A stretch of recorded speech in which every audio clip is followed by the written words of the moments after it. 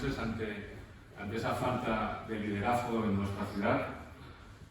frente a la resignación, frente a la renuncia también de ejercer nuestra capitalidad en diferentes ámbitos de diferentes sectores, el sector sanitario, el sector cultural, el sector turístico, las infraestructuras, etc. Y ello nos ha llevado a la necesidad de querer promover este ciclo,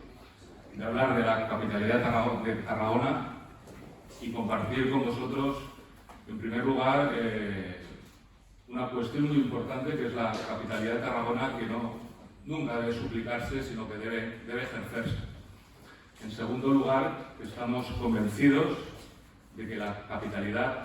se ejerce a través de un liderazgo claro en todos los ámbitos, en los servicios, en las mejores prácticas, en el debate, en la autocrítica